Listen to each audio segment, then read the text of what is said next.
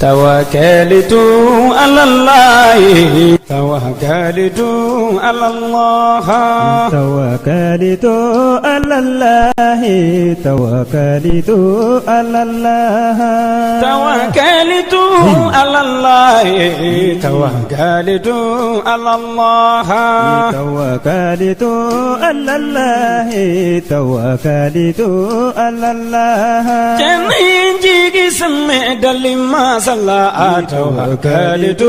على الله وينبوني بدي فما أعلم توكلت على الله جونجي جيجي سمع دلما صلى توكلت على الله وكم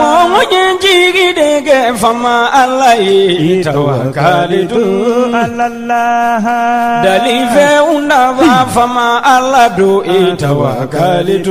على الله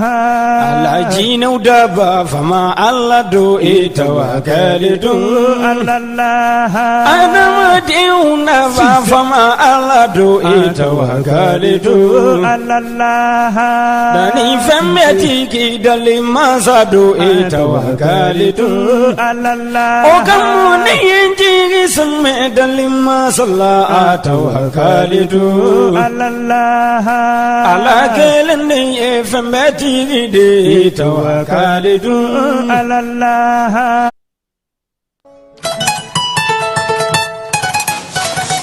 Va, oui, j'ai mon bac. Félicitations mon garçon, je suis fier de toi. Ici. Bon, maintenant que tu es bachelier, en bas que tu connais. Bon, pour voir, on est au Canada, on est aux États-Unis, on est au trop. Eh Mouna. Eh bien, où est-ce qu'on est au Canada? Ah oui, tel père, tel fils. N'est-ce pas Kalanki? Mais à moi, pourquoi tu veux ça? Ah, il y a un métal EduX là. EduX? Oui, EduX, il y a quelques années, c'est eux qui ont fait les démarches pour ton grand frère. Ah bon? Et il a son master, il a commencé à travailler. Oui, allô? EduX, c'est une équipe expérimentée qui assiste vos étudiants dans l'admission universitaire, la demande de visa, l'accueil et l'installation et assiste vos étudiants jusqu'à l'obtention de leur diplôme. Choisir EduX, c'est s'ouvrir les portes des meilleures universités au Canada et aux États-Unis. Appelez dès maintenant le 76 54 18 57 et permettez à votre enfant de réaliser son projet d'études. ESKJ, École de santé Kalajata, Anapolo Farachama, Institut de sciences médicales Gore, ISM Go. Limano, doctorate Jamonyese, bien tout la demande la quoi, Fiau, Foaka sur Ie Banane Cardon, Cardonakari, Meme Gasabe Gasaka Dangarika, Adamaleka Yenamayala, ou Kalaka Mo Faricolola, ou Eratin Fiau, Foaka sur Ie la Colson Yuma Segere, Affaire Okoro, École de santé Kalajata, Napolo Farachama, Institut de sciences médicales Gore, on veut pas m'envoyer à Calabancura. Famille santé bara Maesa, Nimbala de Rebeke, École de santé Napolo Farachama, École de santé Kalajata, on a flecké en bolo jiguier. Formation de qualité, doctorat Siraka, même si également qu'à fond, au cas de mission de foot n'a yélené, au plat de l'ébécala, ni l'agolso d'Agabana Nuna, ou go pour le faro de Flani, sigle niveau DEF, technicien de santé publique, infirmière obstétricienne, technicien de laboratoire, deuxième cycle, noyé niveau baguier, infirmière d'état, sage-femme, biologie médicale, formation au coffre, aide-soignant, catapara matronica, n'impala de l'Edesledo, école de santé Kalatana, Bolofrachama, Institut de sciences médicales Gorilla. Aïwa, la collection, ani la collection, Aya Sefa Jona, Akal la collection Inzagere, Yoni Jamaka Chaya, ou Togole de Plan Ombert Kalabanguraya, Hôtel Wasulu Kofete, Joy, Waligere Negatiru Bamba, 76, 45, 85, 40, non média 20, 80, 22, 20. Kalan, Kalan yes, Doutri, ni wari dafara e passé Dakar. Kasira dinamo. Sungalo, e kungolo ati. Dugu wari, ko diba, fo dugu andugu. Rungwara tade. Okoni kumatala sa. E kasama moneto yi. Iyereta. Sita. Sidi kan numero flani. Warichi.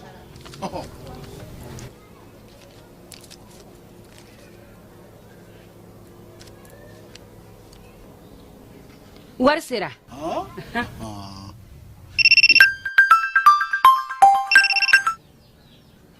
Allô? Ye wari sɔrɔ? O ɲɛna. Tiɲɛ yɛrɛ la, ko ni sama bɛ maa min ɲɛ, ko n gomi t'i gosi. ngonga sama mɔnɛ i yɛrɛ ta a sɔngɔ ka nɔgɔ ni Mali warici sira bɛɛ ye dépôt ye fu ye wari bɛ ci fu ni application ye wa bɔsara ye musaka fitini ye sama mɔnɛ ji ni courant bɛ sara n'a ye crédit bɛ ta n'a ye sanni feere bɛ kɛ n'a ye sama mɔnɛ ni y'anw maliyɛnw ta ye a y'a si filɛ ka nkalon bɔnda an ka ɲɔgɔn dɛmɛ ka binkɛnikɛlaw ni maafalaw ni walijugutigilamaw kɛlɛ a y'anw dɛmɛ an k'aw dɛmɛ ka binkɛnikɛlaw ni maafalaw ni walijugutigilamaw kɛlɛ n'a ye kunnafoni sɔrɔ binkɛnikɛlaw ni maafalaw ni walijugutigilamaw kan a ye nɛgɛjuru ci dɛmɛso la nɛgɛjuru sira fɛ wari tɛ sara min na 80 fu ni fu 11 20 walima 80 fu ni fu 11 22 walima 98 17 36 75 ngo 98 17 36 45 Khalidu Allah dalife unava fama Allah do itawakkalidu Allah ala jina udaba fama Allah do itawakkalidu Allah adama de unava fama Allah do itawakkalidu Allah dalife metiki dalima sado itawakkalidu Allah okamu Yenji isme dalima salla tawakalitu Allah ala kelende efembeti de tawakalitu Allah tawakalitu Allah tawakalitu Allah tawakalitu Allah tawakalitu Allah jongi jigi isme fama Allah tawakalitu Allah ala dunga sunni kuna dashi tuko tawakalitu Allah alamani soche kuna dashi tuko tawakalitu Allah adama dumi sokatlaki kuna da tawakalitu Allah alamani soche kuna dashi tuko tawakalitu Allah jongi jigi de kadalima saye tawakalitu Allah alamani punya dogo yashitu ko tawakalitu Allah adama dumbi punya ningatlagi joya tawakalitu Allah alamani punya dogo yashitu ko tawakalitu Allah okoso munye jigi semme fama alala tawakalitu Allah wayengo yebeto dalima sabulu tawakalitu Allah baba jose trawele kejigi alade tawakalitu Allah jose igi semme dalima salla tawakalitu Allah jombe bara minna iji alade tawakalitu Allah jombe kugu dilla isme Allah tawakalitu Allah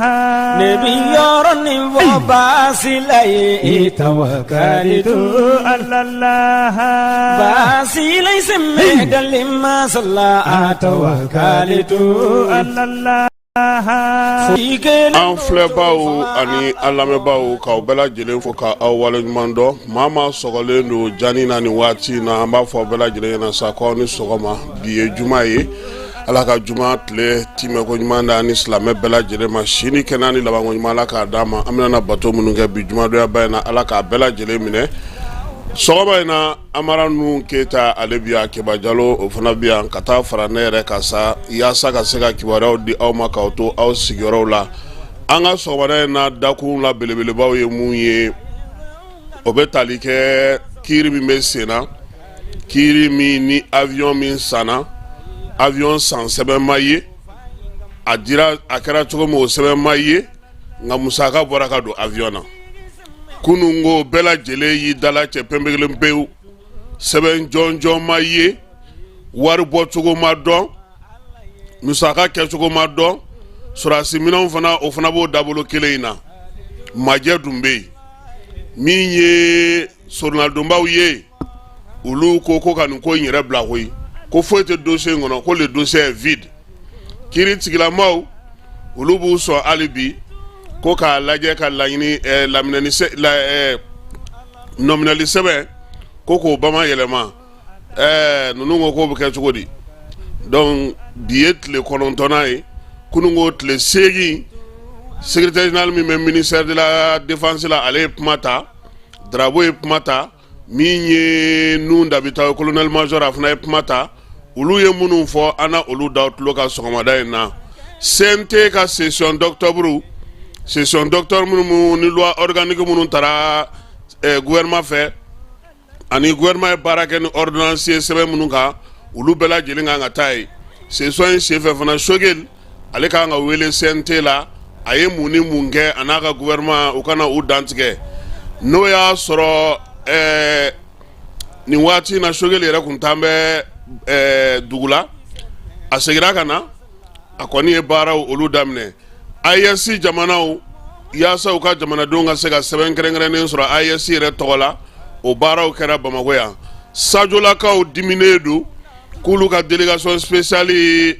o kuma fɔra a mɛnna nka halisa maa minnu kan ka taa baara kɛ ko olu ma sigi ko kuma na ko mun de bɛ yen u ye bataki ci ɲɛmaaw ma bataki min n'u ye a bila ka na an yɛrɛ fɛ yan maa 2 olu fatura Jalasagukaw fɛ yen nin waati in na Mali gouvernement ko a ka tiga Sunbala min ye Sikɔlɔ ye ka taa se Bɛnɛ ma k'o bɔli dulonnen don fɔlɔ Gawokaw fɛ yen sugu kura dɔ fana sɔrɔla an na nin bɛɛ lajɛlen walawala sɔɔni sisan n ka maaw olu ka laɲini o kɔnɔna na.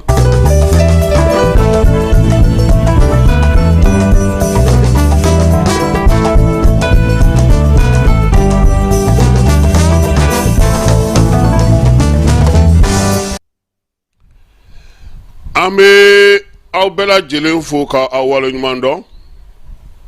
bi ye juma ye bato don don seli don don dugawukɛ don don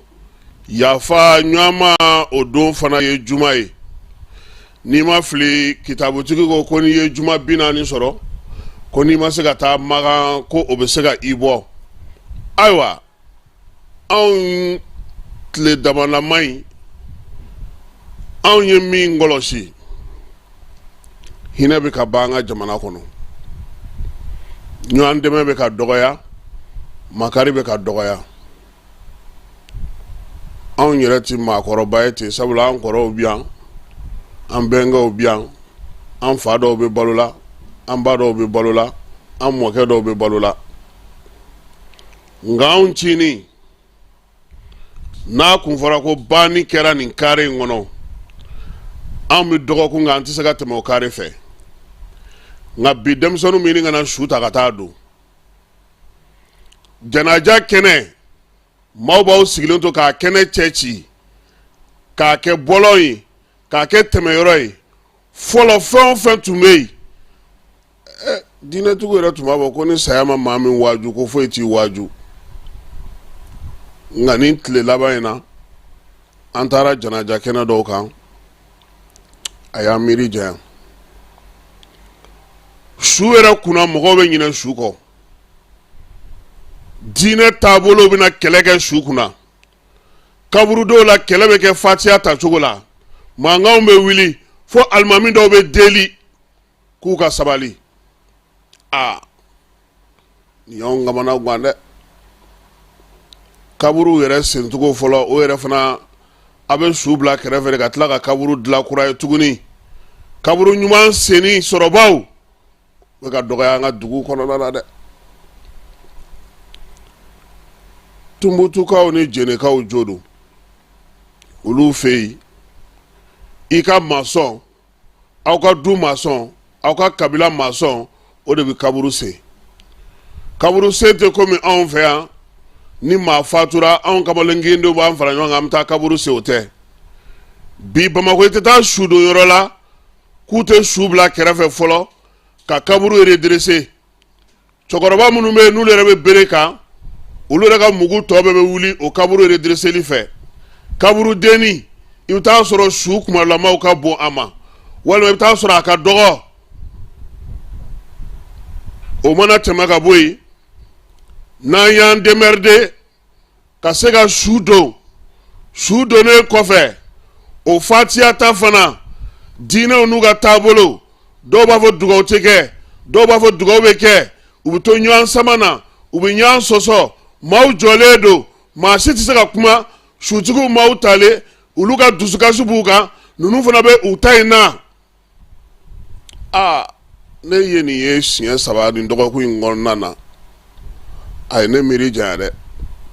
n ko o tuma na anw su bɛna kɛ cogo di i ɲɛnama ɲɛna fɛn min bɛ ka kɛ n'i sara kana a kɛ k'a tɛ k'i la koyi n ko nin ye ninnu ye o tuma anw su bɛna kɛ cogo di diinɛ taabolo ne bolo o kɛlɛkɛyɔrɔ tɛ yen ye nka min ye n dabali ban an tilalen janaja la kaburudon la minnu k'u tɛ dugawu kɛ olu de nana giri saraka dumuniw kan ka giri saraka tamarow kan ka giri saraka fɛnw bɛɛ lajɛlen kan maa minnu ko k'u bɛ dugawu kɛ olu y'u sigi k'olu fana filɛ ni sanga b'i bolo bi na kungo b'i da la dɛ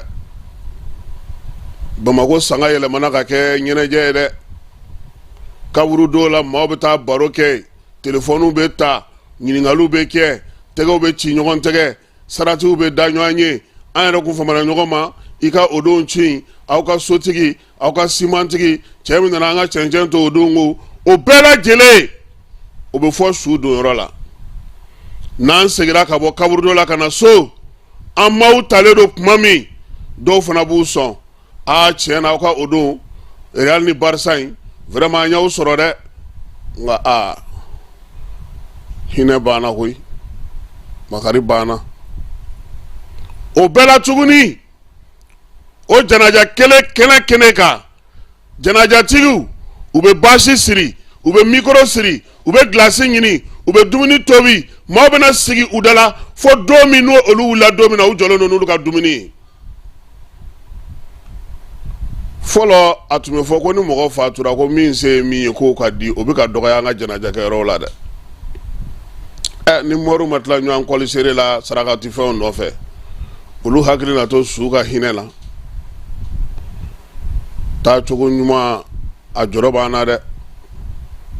nin tɛ faama nɔ ye nin tɛ fantan nɔ ye nin ye an yɛrɛ dama ye ɲɔgɔn na sukɔnyɔrɔ dɔw fana na tuguni mikoro de bɛ ta a ye kulubalilakaw fo u y'u cɛ siri a ye jaralakaw fo u y'u cɛ siri a ye ninnu fo a kana ɲinɛ an ka quartier cɛbalen ale ye nin kɛ nin bɛɛ lajɛlen discours bɛ taa ta tuguni ka bɔ ka bin ne ko taabolo ni fɛn ninnu dɔw bɛ yen bon vraiment nin tɛ Asimi ko ye tɛ Sadio ko ye tɛ Sogɛli ko ye nin tɛ je le répète ka ko ye nin ye anw yɛrɛ dama de ye ɲɔgɔn na tan an kan ka hinɛ yɔrɔ minnu na an kan ka ɲɔgɔn makari yɔrɔ minnu na yɔrɔ a bɛɛ ka fisa fo maabaw ka janaja o tɔgɔtigi janaja ne ma d'a la ni maa ni baraji bɛ bɔ yen o parce que o lisi de bɛ ta ka mɔgɔw foli daminɛ wayi Amara Keyita ka bɔ Jani na a bɛ an b'a fo Keba Jalo cameraman ba an ka foli bɛ s'a ma Busangaw ka cɛ in nalen don Wura Sansan fana bɛ yan 2800 cɛnin bɛ yan Leviston feerela in bɛ yan an bɛ ninnu bɛɛ lajɛlen fo gitari ɲuman an ka sira la ɲɛ koyi an bɛɛ sago ye an ka hakili to an yɛrɛ la an ka hakili to an taabolo la an ka hakili to an ka siniɲɛsigi la an ka hakili to an denw na an ka hakili to an kɔ la n'i sara tiɲɛ don i ta banna nka o kana kɛ mɔnɛ fana don ye i denw fana ɲɛji kan tuguni dɛ ka fara u ka dusukasi kan nin bɛɛ ye an yɛrɛ ye ko da ko ma o de bɛ ko bɛɛ lajɛlen tiɲɛ depuis Ala ka anw bɔ denmisɛnninya la ka na se fo an yɛrɛ kɛra baliku ye bi ne ma deli ka mikoro ye janajakɛyɔrɔ la dɛbɛ ne tun bɛ da hali chaise tun tɛ yen anw fitinin walahi chaise nana a ma mɛn dɛbɛ sewukaw bɛ tulo bɛ na dɛbɛ de tun bɛ da chaise nɛgɛlama in nana yɔrɔ sisan Bamakɔ ta kɔni service traiteur minnu bɛ hôtelbaw dumuniw kɛ olu de bɛ taa an ka kungokɛyɔrɔw bɛɛ la sisan fana anw tɔw ta ye baramaba ye dɔw bɛ olu ta an ka sira la ɲɛ koyi est ce que nin hinɛ bɛ se su ma moriw ne b'aw wele aw ka ala ta fɔ mɔgɔw ye an ka bɔ aw yɛrɛ dungo la an n'aw ka farangaw a y'a lajɛ sira ɲuman a y'a yira mɔgɔw la a ye ala ta fɔ maaw ye a ka mɔgɔw bila tilennenya sira kan a ka tiɲɛ fɔ mɔgɔw ye u ka baara kɛ n'o ye nka fɛn dɔ fana b'a la dɛ mori caman bɛ yen alimami caman bɛ yen u tɛ sɔn ka taa janajaw kɛnɛ kan nin n'a ko ɲɔgɔnnaw fana kama dɛ u b'u ka nayibuw n'u ka danganw de bila ka taa parce que u b'a dɔn tɔgɔdiya foyi tɛ k'a la n'a kɛra i sigilen an k'o fana fɔ alimami caman kɛlen don k'i yɛrɛ minɛ nin kɛnɛ ninnu tagali la bi diinɛtigi caman kɛlen don k'i yɛrɛ minɛ nin fɛn ninnu na bi k'a sababuya kɛ nin n'a kɔrɔ ye non seulement bonya tɛ d'i kan u bɛ taa jeune dɔ wele ka na k'o bɛ kuranɛ dɔn o bɛna alimami buruja k'a dɔgɔya k'a fɔ ko nin taabolo in man ɲi o lagosi kama diinɛtigi caman alimami caman kodɔnna caman u b'a to ni jama taara tuma min wa a don darala dɔ tun bɛ na nka n nana ka na n ka foli kɛ o fana b'a la maaw siranna o n'i ka kuma t'i lamɛn fɔlɔ maa tun bɛna ban k'i denmisɛn bɛɛ bɛ fara aw kan mɔgɔw bɛɛ b'aw dɛmɛ a b'aw ka sutura kɛ maa minnu bɛ na tile 3 tile 7 saraka an b'o bɔ maaw bɛ taa ni maaw taara an bɛ fɛn bi maaw bɛ na kabini a fɔra ko banni kɛra fo ka taa tile 300 kɛ u sigilen don aw da la su ani tile aw bɛ k'u ta en charge an ka karew fana kɔnɔna bi anw minnu bɛ jeune diplômé sans manger o y'anw fana ka dumunikɛyɔrɔ sɔrɔlen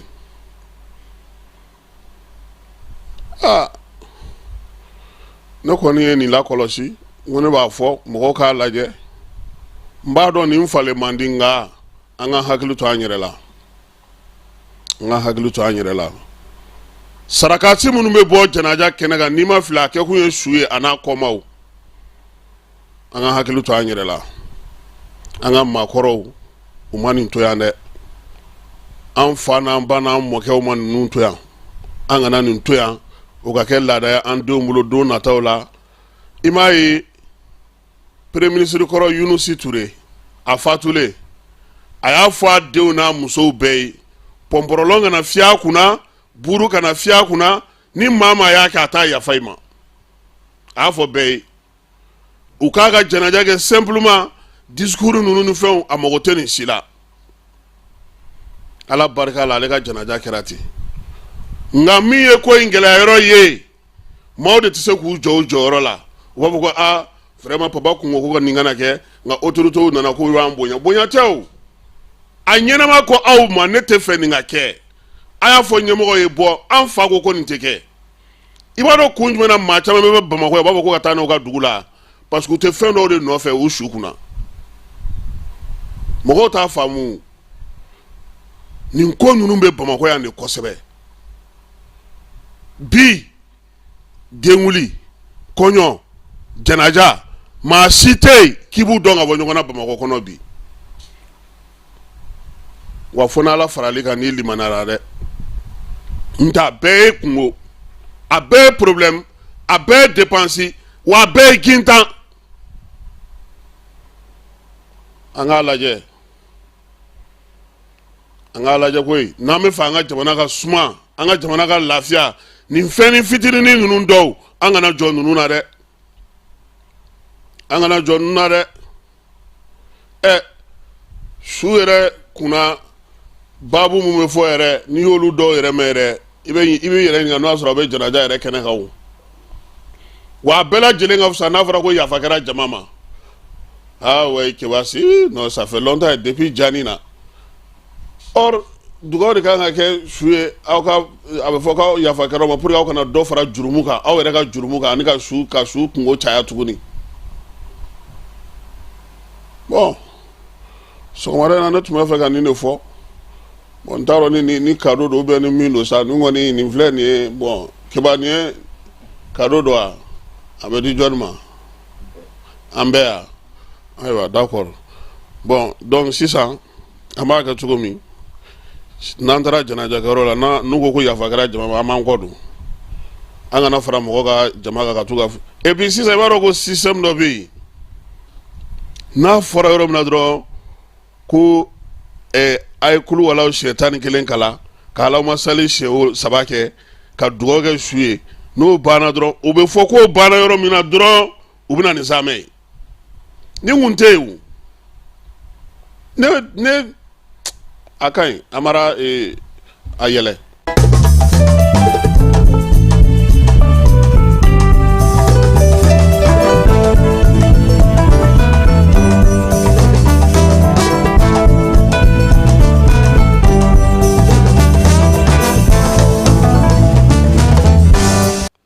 Ayiwa Kati Burama Samake ko a ma bɛɛ fɔ ko siɲɛ bɛ taa dɔw ta la yɛrɛ ko kuma dɔ la ko dumuniw bɛ tunu aw ka sokɔnɔminɛnw bɛ tunu i n'a fɔ Kati Burama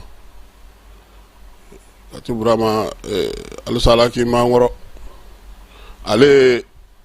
tellement ale yɛrɛ tigɛra diɲɛ na ale ye dugu kɔnɔna yɛrɛ de bila pewu ka t'i sigi togoda la sa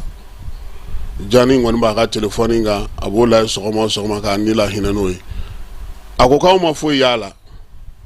Kati Burama an b'i fo vraiment ancien an ka foli b'i ye aw de ye legɛri kɛ ni e kun tɛ kusini ye kɛba mɔkɛ de kun ye kusini a nana fɔ a ɲɛna ko bali fɔlɔ y'ale sɔrɔ a kun bɛ gabugu de la i mɔkɛ an b'a kalama o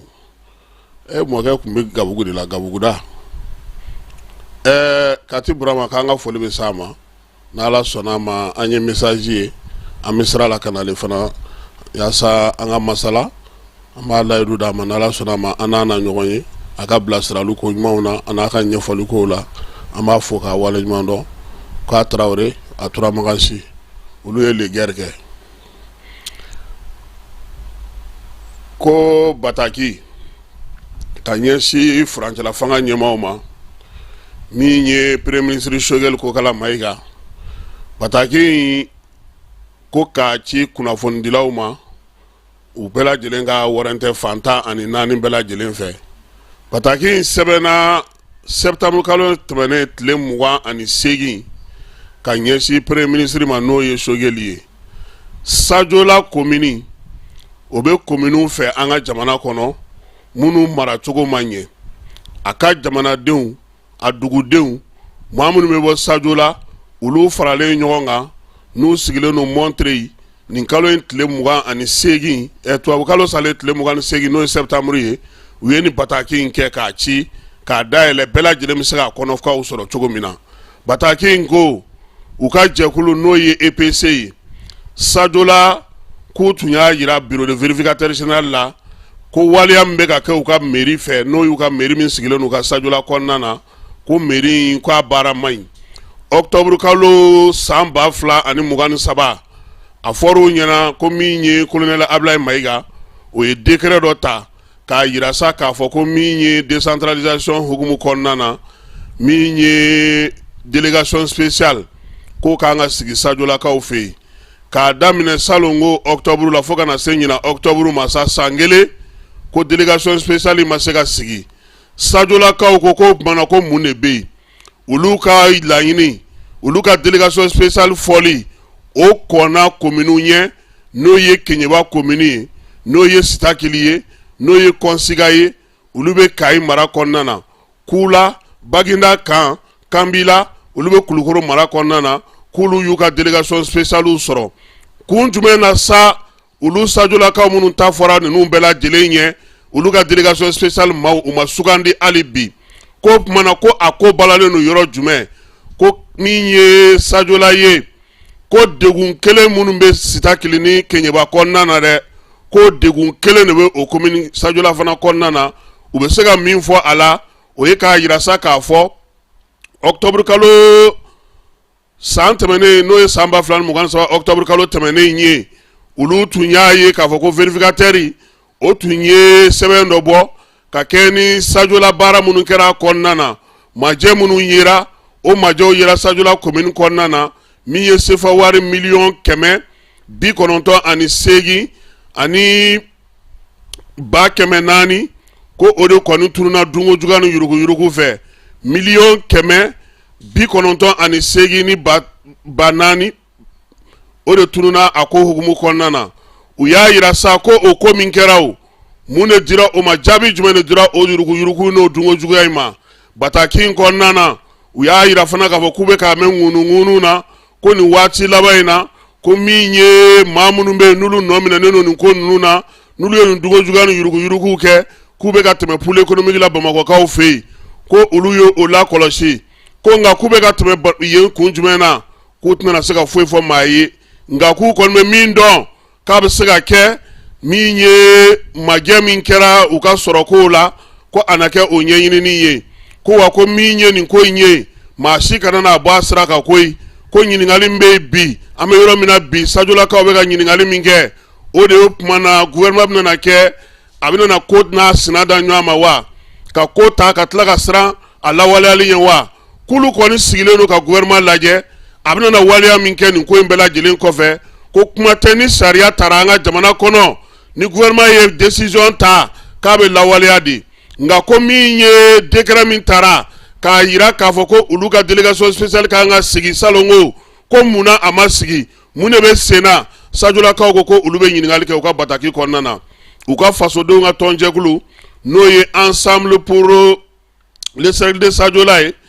n'o sigira sen kan o de ko sa ko ale b'a fɛ min ye délégation spéciale in ye dɛ a ka sigi sen kan Sajola joona yanni kalata nataw cɛ sabula bi olu ɲɛ bɛ min na u ka dugu n'a ma kisi a baara a bɛna gɛlɛya u bolo sɛbɛn fa sirila maa min fɛ keba o ye Yakuba Makalu ye président de l'association EPC Sajola a bɛ Faransikanw fɛ yen 33e avenue colonel Fabien min ye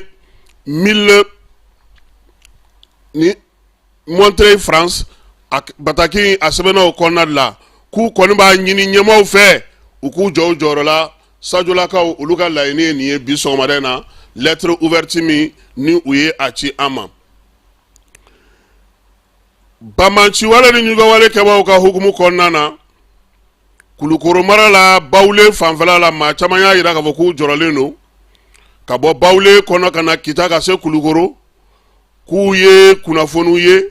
dugudenw ani sɛnɛkɛlaw minnu bɛ o yɔrɔw la Bamanciwale kɛbaa ninnu k'u caman bɛ munumunu salo la ye ka Sarokaw fana fɛ yen Madina ko Tumba ka taa se Sebekɔrɔ k'o fana kelen de bɛ yen u b'a ɲini gouvernement fɛ sa u ka fɛɛrɛ ni dabali tigɛ yaasa nin Bamanciwale kɛbaa minnu bɛ munumunu salo la olu ka sigidaw la fɛɛrɛ bɛ se ka sɔrɔ u la cogo min na sabula olu ka siranna bonyaba ye min ye Amara o ye k'a fɔ sɔrɔdasiw ka sigiyɔrɔ t'olu daga olu kɛrɛfɛla la ye n'i ye nin kungokolon in lajɛ dɛ Bawule in san 2015 Faransi sɔrɔdasiw ye kalo 2 kɛ nin kɔnɔna na ye 2 mois u ye baara dɔ k'a kɔnɔna na ye yɔrɔ kɔrɔ kɔni u y'a dɔn k'a dɔn kari a waati sɛbɛnni kɛra k'a ci ɲɛmaaw ma dugudenw fɛ k'u k'a lajɛ nin ko in bɛ cogo di maa ma kala don i ɲɛna ka bɛn n'a ye wa bi min ye Bawule kɔnɔna ye a kɛra n'o ninjugawale Bamanciwale kɛbaaw ta yɔrɔ ye dɛ n delila ka don tu dɔ kɔnɔ ye i bɛ kilomɛtiri 7 tagama Amara i tɛ tile i ɲɛna yen kɔni i b'a sɔgɔ yen fo Buguni donc ɲɛmaaw k'u hakili to a la yɔrɔ min don a ka jugu min ye ninjugawale ni Bamanciwale kɛbaaw baabu in ko a bɔra New York kaw fɛ yen ka se Bamako u y'a yira sa k'a fɔ ko min ye sɛgɛsɛgɛli minnu kɛra jateminɛ minnu bɛ ka kɛ 11 septembre san 2001 ale ni 17 septembre san 2024 ko maa bɛ se k'a fɔ ko ninnu ka surun ɲɔgɔn na wa waleya minnu kɛra k'a kɔni bɛɛ lajɛlen ye bingali ye wa a bɛɛ lajɛlen ye septembre ye nka laɲiniw ye min ye o ye k'a fɔ jamanaw minnu u ka wuli ka jɔ kɛ sabula marafa minnu bɛ yen n'o olu bɔra Libi degunba minnu kɛra anw ka jamana kun dayɛlɛlen don cogo min na ka kɛ batɛmɛsira ye ko sisan ko fɔ an ka marafa minnu bɛ munumunu na k'an k'olu ɲini koyi jɛkulu minnu sigilen don baara la olu de bɛ ka kimɛli kɛ bi ninjugawale ni Bamanciwale kɛbaaw bɛ se ka kunbɛn cogo min n'an bɔra yen an bɛ taa Magakaw fɛ yen maa 2 nin kalo in tile 3 Maga Kunungo Jalasagu mara la olu fatura k'a sababuya kɛ u ka bolimafɛn ale kɔni yɛlɛla camion dɔ ka sa u ka dugu kɛsu o kɔni o dafirila o senfɛ jɛkulu marafatigi lakodɔnbali ninnu kɔni ye mugu wuli u la waleya in kɛra nɛgɛ kanɲɛ 20 o waati min ye bamanci walekɛbaw ye dugudenw y'a yira sa k'u kɔni donna dugu kɔnɔ min ye marifaw ye u y'olu ci moto minnu bɛ yen bagan minnu bɛ yen u y'olu caman ta ka sɔrɔ ka mugukan wuli ka duuru don fiɲɛ na o waleya in kɛlen kɔni u y'a yira sa k'a fɔ ko wolomasiri tabaw nana kɛnɛ kan yaasa ka se ka maaw hakili sigi an b'a yira u la fana k'a fɔ sa min ye IES jamanaw ye olu bɛ lajɛla an fɛ yan lajɛ min ni o ye jamana 3 in passeport k'o bila kɛrɛfɛ k'a kɛ passeport ba kelen ye passeport ba kelen min ni baara bɛna kɛ n'o ye Mali ta o Niger ta o Burkina ta o k'a bɛɛ lajɛlen bila kɛrɛfɛ tewu ka IES passeport k'o sigi sen kan sɛbɛn minnu fana bɛ yen n'o olu bɛna sigi sen kan dugudenw bɛ se ka taa ni ka segin kɛ n'o ye cogo min na u ye nin fɛɛrɛ bɛɛ lajɛlen kɛ min ye baara kuncɛli la Dawudu ale tun bɛ kɛnɛ kan a ko k'u ye laɲini minnu kɛ nin tɛ bila ka suma ko ye sabula min ye colonel Asimi ye IES ɲɛmaaya bɛ ale bolo san kelen kɔnɔna na a ko ko min ye passeport biométrique in ye a ka sigi sen kan jɛkulu minnu fana bɛ yen n'o olu bɛ dunko juguya ni yuruguyurugu kɛlɛli kɛ wari bayɛlɛmali olu fana bɛ lajɛla an fɛ yan an ka minisiri 3 ye u bisimila keba u nana ko Mali k'anw tun bɛ CEDEAO de la k'a ko de bɛ cogo di ko komi an bɔra CEDEAO la k'an bɛ b'olu ka tɔn na wa Sanu ko ayi k'an tɛ b'u ka tɔn na k'an bɛ t'u ka tɔn na k'a ko bɛ kɛ cogo di ko an kɔni 3 filɛ nin ye dɛ an b'aw ka tɔn na bi an b'aw ka tɔn na sini nka an tɛ CEDEAO de tɔgɔ la tuguni Ziaba maaw minnu sigilen don farafinna fan fɛ bolo fɛ dunko juguya ni yuruguyurugu kɛlɛli ma u ko k'u sɔnna Mali ta ma Mali bɛna baara min kɛ ani Niger ni Burkina u bɛ n'o IES jate a danna k'a bɔ CEDEAO fɛnw na wa olu fana ye laɲini kɛ han sɛbɛnw parce que olu bɛ mun don o ye san o san de ye ni passeport biométrique ko ninnu sigilen don sen kan u k'u lajɛ joona halisa o sira kelen fɛ minisiri Sanu ani Musa Alassane u ko min ye an ka kɔɔri sikɔlɔ ye an ka sumala aw kitakaw ka tiga ani bɛnɛ min bɛ bɔ Segu mara ni Sikaso mara la k'olu bɔli jɔra fɔlɔ ko wa ko k'a daminɛ kunungo la ko bɛnɛ ni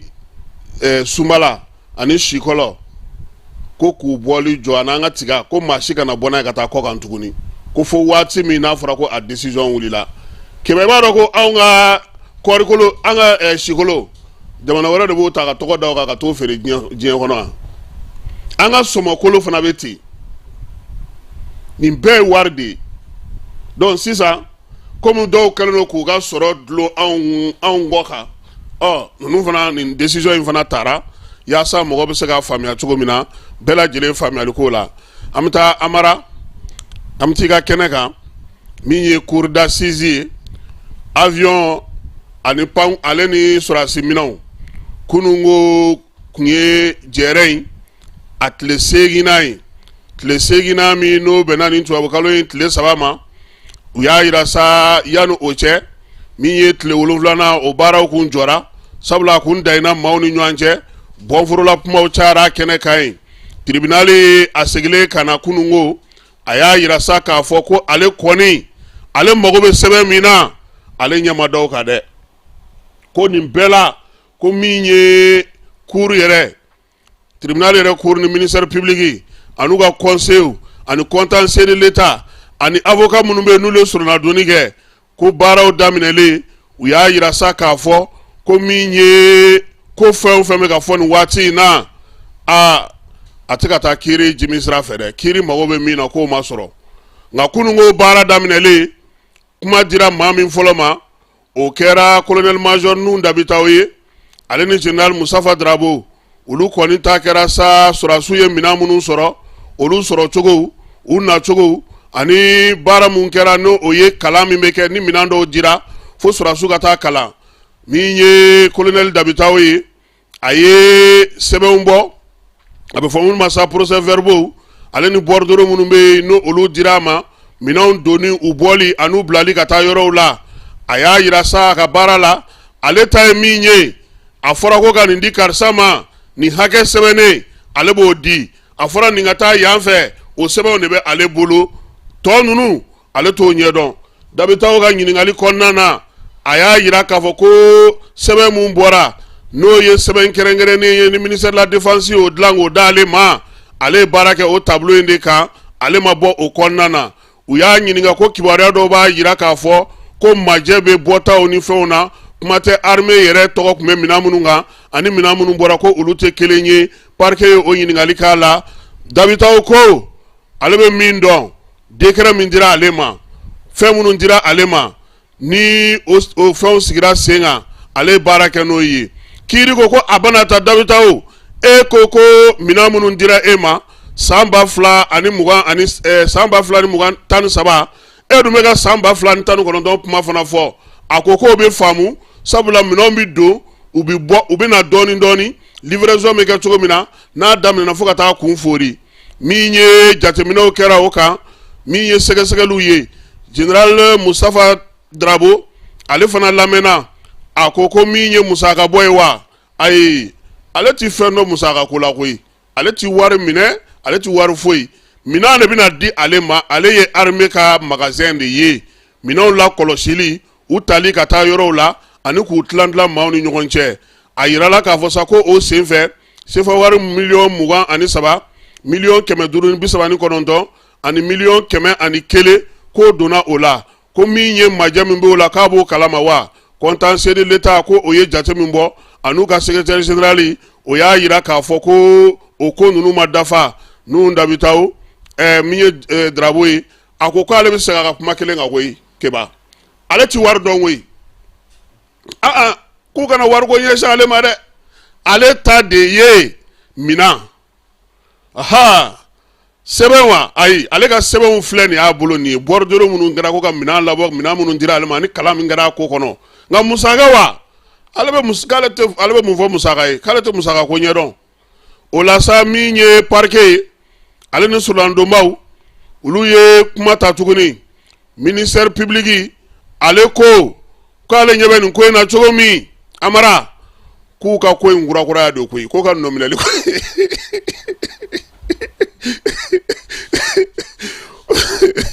ko ka nominali c'est-à-dire u kun ye ko sigi kun min kan a tɛ ka t'o sira fɛ o laɲiniw tɛ ka sabati ko ka o fɔlen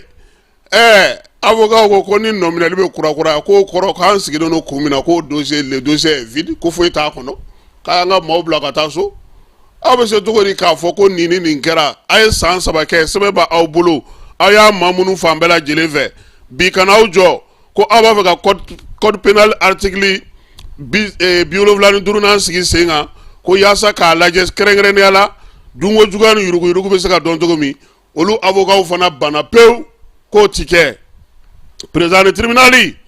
ale ko k'u k'u jɔ fɔlɔ ale bɛna na avion ko fana sɛgɛsɛgɛli la min ye ministère secrétaire général ye n'o ye ministère de la défense secrétaire général ye général Sidiki Samake ni ale yɛrɛ ye Gawo gouverneur kɔrɔ ye ale fana wulila ka na kiiri la minɛn minnu dira sɔrɔdasi minɛnw a ko ko olu kɔni bɛ se ka min fɔ minɛn minnu dira k'o bi bɛn sɛbɛn ma coyi sɛbɛn min tun bɛ u bolo ko Guillaume Sarr ye minɛn minnu di o minɛnw ani protocole min dira olu ma k'olu ko majɛ tɛ olu la u ko avion ko t'a la dun a ko ko sɛbɛn t'ale bolo avion na dɛ ale kɔni sɛbɛn foyi t'ale bolo avion na ale tɛ o sɛbɛn t'ale bolo k'a fɔ ko nin de ye avion sɛbɛn o t'ale bolo min ye Drabo ye o fana y'o kuma kelen fɔ tribunal dun ko a bana ta aw ka kuma ani Babuma Jara ka kuma n'o tun bɛ minɛnw labɛn ni minɛnw la commission kɔnɔna na min bɛna ni minɛnw ye k'o ɲininkara o dun ye tableau min bɔ ko n'aw ta in ka jan ɲɔgɔn na dɛ u ko o ko bɛ se ka faamu sabula min ye Babuma ye ale jɔyɔrɔ n'olu jɔyɔrɔ tɛ kelen ye minɛnw kɔni jiginna siɲɛ 6 min ye majɛw ye o yera o yɔrɔ la ka tɛmɛ olu ye tableau fɔlɔ minnu di kan min ye procureur ye a ko nin ko in tiɲɛ jɔnjɔn yɛrɛ ye jumɛn ye aw wa Babuma de maaw ma kuma ni dɔnko tɛ min na i dɔnko t'o la dɛ e ti minɛn kunbɛyɔrɔ e ta ye ka papier bɔ k'a di min dir'e ma e ko k'o dafalen nana Babuma dun de bɛ commission réception na minɛn tali n'a donni hakɛ min bɔra hakɛ min donna ale b'o jate nin ko in ala de bɛna nin ko in ɲɛdɔn kiiri tigilamaw ko ko min ye facture ko ye ani frais de transport ko fana na tuguni ko ulu y'a ye k'a fɔ ko min ye majɛ k'a bɛ yen ko sabula ko sefa wari miliyari 9 ko kun fɔra ko donna la min ye directeur de finance ye DFM ye ministère kɔnɔna na o hakilila ɲininkaliw la o y'a yira sa k'a fɔ ko certificat minnu bɔra ko général Darabo de y'o d'ale ma koyi ko de ye o papier di k'a fɔ k'ale ka baara kɛ n'o ye ko n'o tɛ ko fɛn wɛrɛ wa ko ayi ko ale ma foyi wɛrɛ sɔrɔ ka fara ko in kan kunungo kumaw olu ye tali kɛ min na kosɛbɛ seerew ale ni maa minnu nɔ minɛlen don olu kana kuma ɲɔgɔn ɲɛna ka ɲɔgɔn dala minɛ k'i b'a bura dɛ a bura yɛrɛ yɛrɛ ne kɔni ye min faamu nin wari yetɔ kɔni fo ni sariya kɛrɛnkɛrɛnnen nana cun kiiri in kɔnɔ dɛ n'o tɛ kiiri yɛrɛ mɔgɔ dɔw ye min fɔ i b'a dɔn a avocat ko depuis Sumelu Bube banna ko kun kan ka nin dossier bila kɛrɛfɛ ko foyi t'a kɔnɔ ko foyi t'a kɔnɔ nka kiiri don i b'a dɔn ko enquête bɛ sɛbɛn dɔ di o bɛ tribunal bolo tribunal fana bɛ baara kɛ n'a ye au fur et à mesure tribunal fana bɛna a ka carte bɔ nka yan'o cɛ maa de welela ka ɲininka nin ko in na u ko k'u ti wari ta yɔrɔ dɔn président ka avion min sanna sɛbɛn t'a la mun b'a yira k'a fɔ k'an ta don a papier tɛ yen a copie tɛ yen a trace tɛ yɔrɔ si musaka min donna a la bordereau t'a la facture t'a la fosi t'a la surasi minɛn minnu nana ko olu dafalen nka majɛw fana bɛ o fana na tuguni preuve min bɛ se ka sɔrɔ o la o fana ma sɔrɔ kiiri ni ne bɛna n'a gɛlɛya don nataw kɔnɔna na min ye baara ɲɔngirila kunungo nin waati la sɔgɔmada in na min ye kiiri tile 9nan ye o bɛ daminɛ 10 heures wagati n'ala sɔnna ma an na zole da ye min mana b'o la k'o da maaw tulo kan baaraw olu bɛ to senna tribunal ale kɔnɔna na min ye Bamakɔ kɔnɔna na yan ɲamanɔgɔw k'olu bila yɔrɔ kɛra bakankun ye nin waati laban in na sa mɔgɔ caman y'a yira k'a fɔ ko fɛɛrɛ ka tigɛ o la o bɛ se ka dabila cogo min feerelikɛlaw baarakɛlaw minnu bɛ ba kɛrɛfɛla la k'olu ka ɲamanbɔnyɔrɔ yɛrɛ tɛ foyi ye ni bakankun tɛ o fana nɔgɔlen don bi kosɛbɛ maaw bɛɛ lajɛlen bɛ tɛmɛ a kunna maa si tɛ foyi fɔ dɔw fana y'a yira sa k'a fɔ ko min ye viadigi ye ko bi bi in na ko viadigi yɛrɛ juguyara ka tɛmɛ a kɔrɔlen kan maaw lawulila maakɔrɔw nan'u sigi olu nɔ na min ye bɔn kun ka bɔn sen kan k'o ka ca kɛnɛ in kan ye kosɛbɛ ɲamana pɔsu o jama fana cayalen don garabali maaw olu bɛ halisa olu ka wulili fɛɛrɛw bɛ ka tigɛ jama kɔni laɲini minnu kɛlen don ko fɔ ni gouvernement wulila k'i jɔ kura ye dɛ n'o tɛ a birisa ɲaaminen don k'a daminɛ Tour d'Afrique la ka taa se fo Kasela place la maa minnu bɛ ka lawuli dɔw bɛ ka t'u sigi olu nɔ na kamiyɔnba min mana bɔ yen maaw bɛ na u pilasiw ta feerelikɛlaw olu t'a fɛ ka gitɔrɔn dabila piyewu ko fo gouvernement ka maa de sɔrɔ sa min bɛ se ka sigi o nɔ na an y'a yira o la k'a fɔ ko min ye premier ministre ye Sogeli ale nana kunnasini ko sufɛ ka bɔ dugu la fanga ɲɛma a kun bɛnna maa min fɛ sa o ye Sida Diko ye n'o y'a ka chef de cabinet ye u y'a yira k'a kun taara farijagabɔ baara la Turikikaw fɛ yen ka taa lajɛ bana bɛ cogo di a farikolo yɛrɛ bɛ cogo di a kɔni bulanbulanen a nana kunnasini ko sufɛ a kun bɛnna sa Bamako ale pankuru jigi kɛnɛ na n'ala sɔnna a ma ntɛnɛn nata in min ye Maliki Jaw ye CNT ɲɛma a ye communiqué kɛ sa k'a yira k'a fɔ ko CNT baaraw bɛna daminɛ a bɛ fɔ o ma ko session d'octobre session in kɔnɔna na sa baara mun bɛna kɛ keba jamanakuntigi an bɛ se ka fɛɛrɛ kɛ k'a lawuli cogo di o sɛbɛnw bɛ yen loi organique bɛ yen min ye ministre hakɛ danni k'o dama dɔn o sɛbɛn bɛ yen maa minnu bɛ yen ni faso ka jɔyɔrɔbaw b'u bolo musaka mun kan ka d'u ma fɛɛrɛ mun kan ka keba ko n ye min mɛn dɛ ko min ye députéw ye min bɛ sɛbɛn kɔnɔ u ka wari bɛɛ lajɛlen faralen ɲɔgɔn kan kalo kɔnɔ a tɛ tɛmɛ 750 000 kan o de proposé len don u bɛ joli la sisan 1 million 1,500,000 ni nin sɛbɛn in dɛmɛna a b'olu yɛrɛ de bolo wa o fana mana tɛmɛ ka bɔ yen min ye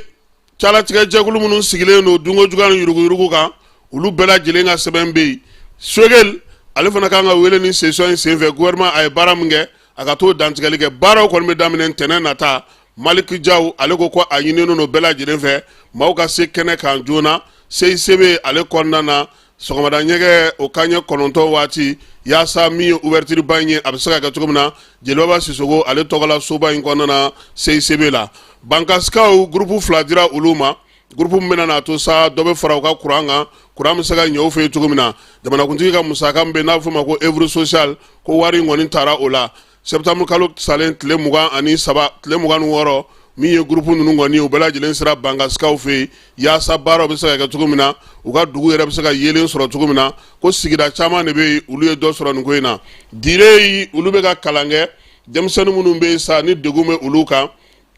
olu ka tali ka se ka don kalansow kɔnɔna na o baaraw bɛ kɛ cogo min na o baro sigi bɛ senna direkaw fɛ yen u ka ekɔliso min bɛ yen sa n'a bɛ fɔ ma ko groupe scolaire Barko bɛ yen kalan in bɛ ka kɛ o kɔnɔna na maaw kunna maa minnu kan ka denmisɛnnin minnu bɛ yen ni se t'olu somaw ye k'olu ka kalankow sigi sen kelen kan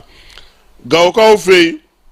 sugu kura dɔ o Kurumokari la min ye sugu kura in ye sa ale Kurumokari la nin kalo in tile 2 Bulugujɛkaw olu fɛ yen sugu in sigikun ye min ye o ye maa minnu bɛ yen sa n'u olu bɛ baara kɛ olu minnu bɛ yen ni degun bɛ u kan u ka se ka u yɛrɛ boloma yɛlɛma minnu bɔra Gawo ani Burɛmu kɔnɔna na kioski 10 moto n'o ye katakatani ye o nana d'u ma fana muso olu minnu bɛ nakɔ baaraw fana kɛ o fana dir'u ma u bɛ se cogo min na k'u ka nakɔ fɛnw feere sugu in kɔnɔna na ka tɔnɔ dɔw sɔrɔ yaasa ka se k'u boloma yɛlɛma sugu in musaka bɛɛ lajɛlen bɔra Norvègekaw kun olu ka fɛɛrɛ jɛkulu min bɛ sa n'o ye NRC ale ni AMSOD ye dungo juguya ni yurugu yurugu o kɛlɛli hukumu kɔnɔna na kalansen bɛ segukaw fɛ yen maa 100 o de b'a kɛnɛ kan yaasa sa jamana nafolo maaw bɛ se k'u yɛrɛ tanga ma cogo min a bɛ fɔ min ma sa ko surafɛn ni tilefɛfɛn k'o minɛli dabila min ye ka jɔyɔrɔ sɔrɔ k'i to la k'i yɛrɛ kɛ banna ye ka nafolo suɲɛ jamana kun k'a bɛɛ lajɛlen dun ka jamana yɛrɛ to a sabara kɔnɔna na min ye danaya ko o kɔ kari ka taa jamana nafolo fɛnw bayɛlɛma ka k'i ta ye ɲɛfɔli bɛ ka kɛ o la segukaw ye u bɛ se ka faamuyali kɛ cogo min na yaasa o ko bɛ se ka nɔgɔya ale seguka kelenw fana fɛ hali bi u ye banki kɔnti dɔ dayɛlɛ maa minnu bɛ sa ni sanji kɔlɔlɔ sera olu ma min ye DPA ɲɛmaa ye n'o yɛrɛ ye chambre de commerce président ye Dugure ale kɔni ye sefa wari miliyɔn 4 di kɔnti min dayɛlɛ la sa o bɛ BNDA la ni maa min b'a fɛ ka maa minnu ye degun sɔrɔ Segu kɔnɔna na sanjiko la i bɛ t'i ka musaka bila ye min ye resi i bɛ t'o di gouverneur ma walima i bɛ taa n'a ye chambre de commerce la yaasa u k'a lase a laseyɔrɔ la maɲinakaw fɛ yen ko nin waati in na min ye sumanw ye olu sɔngɔ bɛ ka jigin da dumunifɛnw k'olu sɔngɔ kɔni jigilen don kosɛbɛ kilo budɔn fara ɲɔ ni malo kan ko ninnu caman kɔni jiginnen don dugudenw ko o bɛɛ n'a ta musaka kɔni to olu bolo yaasa ka se ka sanu ninnu kɛ an b'a yira o la fana k'a fɔ farikolo ɲɛnajɛ ko ta nasira fɛ Aigle ka lisi o kan ka bɔ ni Ala sɔnna ma kari nata nɛgɛ kanɲɛ 11 fédération siège la Mali Guinée Bissau aller retour do ani Guinée Bissau bɛ jouer yan an bɛ tila ka t'u fɛ yen nin kalo in tile 11 a bɛ kɛ 26 mars la nka joueurs ka yɔrɔ in keba kuma caman bɛ ka fɔ ye dɛ a daminɛna tuguni ayiwa u k'u jija u ka gagner anw b'o de dɔn a tɔ kɔni o y'u n'u ka entraîneur n'u ka fédération ka problème Amara i bɛ t'i da don duguma kuma na karisa ka ɲi karisa ma ɲi n'a yɛlɛla terrain kan an t'a ye ka ɲɛ ye maintenant k'a fɔ ko ninnu ye ninnu ka groupe mɔgɔ ye nin ye nin ye capitaine ko nin fɛn ninnu jɔn bɛ t'i da don o la anw k'u kana binjalan de kan n'u ye min kɛ yen anw b'o de lajɛ k'o de fɔ n'o tɛ kɛrɛfɛta ye wa ni fédération k'u jija o la ye o y'u ka marché u k'u jija u k'u débrouiller o la ye n'u y'o gérer cogo o cogo entraîneur kɔni k'a jija a ka k'a ka vestiaire patron ye maa kana bɔ sanfɛ ci kana bɔ yɔrɔ la a k'a ka baara kɛ jaabi ka sɔrɔ an mago b'o de la n'o tɛ a tɔ in wa o bɛ diɲɛ balontan bɛɛ la o sɔgɔmada in na ta an b'o jɔ yan k'aw bɛɛ lajɛlen fo k'aw waleɲuman dɔn n'Ala sɔnna a ma sini an bɛ Sibi min ye musomanin minnu bɛ kalan na Sibi olu ka bɔli bɛ sini sɔgɔma 9h Babugu ale ye sɛbɛn bila ka na ani Sala Babi u y'a yira sa k'a fɔ ko sen ta kɔni tɛna kɛ gintanba ye sabula min ye maa ninnu ye u y'a ye k'a fɔ u ka kalan kuncɛli ale ni ko dɔw bɛnna nka n'Ala sɔnna a ma Sibikaw t'o dɔn dɛ Sibi ni yɛrɛ ko min tigɛ koden na o bɛ kɛ koba yɛrɛ an bɛ foli kɛ sa CAS maaw k'u bɛɛ lajɛlen fo k'u waleɲuman dɔn n'ala sɔnna ma sini an na taa o sorti la ka taa o fana ko lajɛ min mana na bɔ la k'o da maaw tulo kan Keba Jalo tun bɛ yan Amara Nuhu Keyita k'aw bɛɛ lajɛlen fo k'aw waleɲuman dɔn Ala ka tile hɛrɛ cɛ Ala ka sɔrɔ ɲuman k'an ye sini kɛnɛ laban ɲuman Ala k'a d'an ma Ala k'an ka jamana kisi Ala k'an ka jamana tanga Jaba Sidibe k'an b'a fo min ye filamuso ye ko ani cɛ ani baraji a ka bonyaw bɛɛ lajɛlen na ni kɔni ye fila ye n t'a tɔ ye ne ba ka mɔgɔ ye Keba filamuso de b'aw kumabɔ don o don walayi Moro Sidibe fana ye fila ye ou bien Wasulor Jalo o fana ye fila ye Batuli Ñang fana ye fila ye Abdul Ñang fana ye fila ye Jarani Satigi fana ye fila ye Umu Sangare ou bien olu bɛɛ tɛ fila ye de mais Jaba de ye fila ye Ala ka tile yɛrɛ caya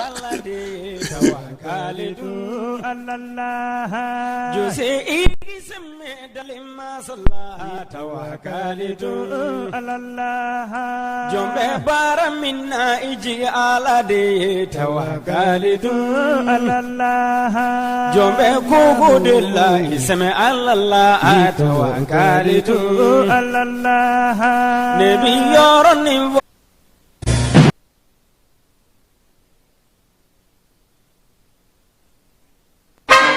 an ka ɲɔgɔn dɛmɛ ka binkɛnikɛlaw ni maafalaw ni walijugutigilamaw kɛlɛ a y'anw dɛmɛ an k'aw dɛmɛ ka binkɛnikɛlaw ni maafalaw ni walijugutigilamaw kɛlɛ n'a ye kunnafoni sɔrɔ binkɛnikɛlaw ni maafalaw ni walijugutigilamaw kan a ye nɛgɛjuru ci dɛmɛso la nɛgɛjuru sira fɛ wari tɛ sara min na 80 00 11 20 walima 80 00 11 22 walima 98 10 wolofila 36 75 ngo 98 10 wolofila 36 40